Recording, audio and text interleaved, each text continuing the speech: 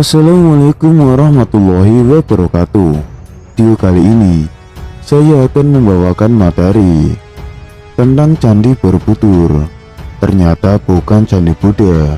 Kapan dan siapa misionaris atau pendakwah Hindu-Buddha yang terlahir di India pada pra-Islam masuk ke Nusantara, sehingga situs-situs di Nusantara disebut berdasar pada salah satu ajaran India, bahwa benar Hindu-Buddha berasal dari India, dan tidak benar situs-situs di Nusantara Indonesia berdasar Hindu dan Buddha. Sejatinya yang tergambar di situs-situs itulah ajaran yang mendasari lahirnya Hindu, Buddha, dan Jaina di India. Buana Cakapala ini terpublikasi bernama Borobudur.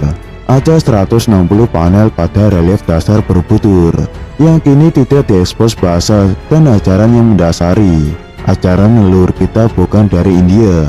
12 kata swarga, bukan nirwana atau nibbana, dan kata yang lainnya adalah kusala dharma bejana dan mecakya. Ini membuktikan bahwa di tanah inilah ajaran dharma original berawal dan berasal, kini tersimpan sempurna di Bali.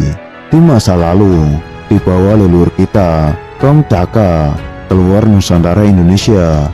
Raffles menamakan bangunan megah ini dengan nama Borobudur dengan anggapan di dekat situs ada desa Boro. Faktanya tidak ada desa yang bernama Boro. Budur dalam bahasa Jawa diartikan purba, arti budur atau bidur, bahasa Jawa itu bisul.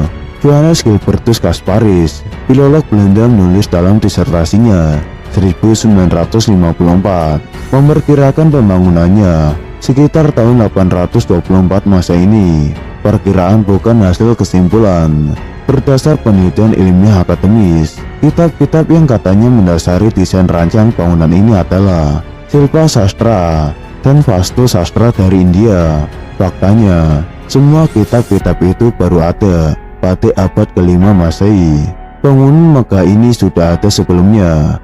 Relief dasarnya yang tidak diekspos terpublikasi dengan penamaan Karma Wibangga. Ini menggunakan tafsir dari naskah Mahakarma Wibangga, namun tidak sepenuhnya mengikuti naskah itu. Borobudur terpublikasi berdasar Mahayana India. Benarkah?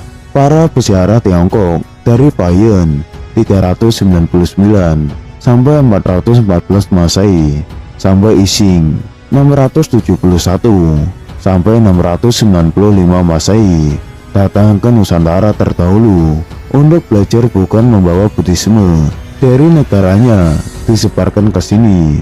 Dan Palembang bukan pusat Buddhisme di masa lalu. Jangan salah kaprah, apalagi ikut mempublikasikannya. Penggalian yang paling penting oleh para sarjana Buddhis Indonesia adalah konsep ketuhanan dalam Buddhisme yang diadopsi dari berbagai penelitian teks-teks kuno dalam buku Sanghyang Kamahayanikan, ajaran leluhur bangsa Indonesia, yaitu konsep Hyang Widi Tunggal. Dan atas dasar salah satu inilah negara memasukkan Buddha menjadi salah satu agama resmi negara. Ketika Biku asing Cina Rakita mencetuskan ide mengadakan upacara Trisuci Waisak secara nasional di Borobudur pada 22 Mei 1953. Mulai saat inilah terpublikasi Borobudur berdasar Mahayana. Seorang bikuni juga akademisi Thailand menyimpulkan hanya 50% yang berkesesuaian dengan biografi Y.M. Siddhartha Gautama, dan selebihnya dia tidak paham.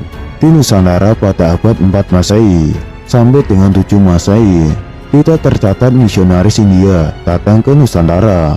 Peziarah Tiongkok yang datang ke Nusantara adalah untuk belajar dan mencatat ajaran dharmik original yang telah ada lama di Nusantara, bukan membawa ajaran dari negerinya disebarkan ke Nusantara. Palembang bukan pusat ajaran Buddhis. Peziarah Tiongkok yang datang ke Nusantara untuk belajar dan mencatat ajaran dari Nusantara yang dibawa ke negerinya Pahuan 337 sampai 422 Masehi. Catatan perjalanan diterjemahkan dan diberi catatan oleh Korean Crescentians dari teks bahasa Mandarin oleh James Leach yang dilihat Pahuan bangunan dengan patung. Di dalamnya di samping pohon besar adalah situs mendut.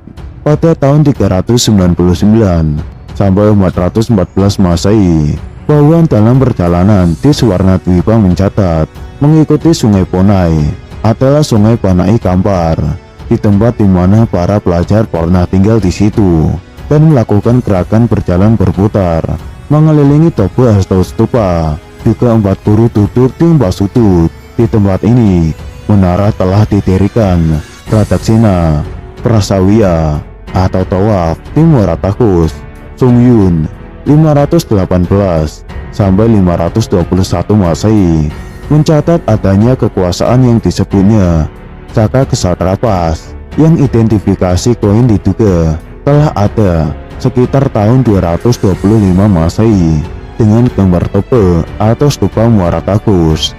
Pada tahun 602 sampai 664 Masehi, Yensang mencatat apa yang dilihatnya di Suwarnadwipa. Di sampingnya ada stupa yang dibangun oleh raja, sekitar 200 kaki tingginya. Di dekat ini ada tanda di mana kata-kata berjalan di sana kemari. Winning 664 sampai 667 Masehi melakukan perjalanannya selama 3 tahun di Pulau Jawa untuk menerjemahkan sebuah sutra tentang pemahaman kehidupan setelah kematian. Di Nusantara ini bernama Suwarga.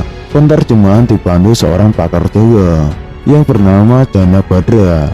Suwarga bukan nirwana, Ising atau Yijing. Tahun 671 sampai 695 Masehi, pengelana asal Tiongkok yang datang ke Nusantara 3 kali, berangkat dari Guangzhou berlayar 20 hari selama 10 tahun di Sriwijaya 685 sampai 695 Masehi.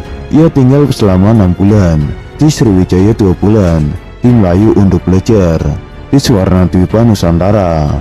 Pada masa yang lebih tua lagi, jauh sebelum zaman Veda 6510 Masehi, telah ada ajaran yang dianut yaitu Dharma, ajaran asli Nusantara, kaum Saka nenek moyang kita.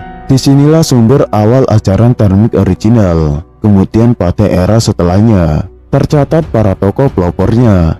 Sri Janayasa abad 6 Masehi, mereka pura Nusantara, pelopor dharmik original yang landmarknya Muatakui. Ini terpublikasi Muaratakus adalah pusat peradaban maju sebelum 78 Masehi yang membangun situs-situs di Nusantara. Juga Nalanda di Bihar, India. Di kemudian hari bernama Sriwijaya dengan tokohnya Shailendra. Hinduisme adalah peluburan atau sintesis dari berbagai tradisi dan kebudayaan di India.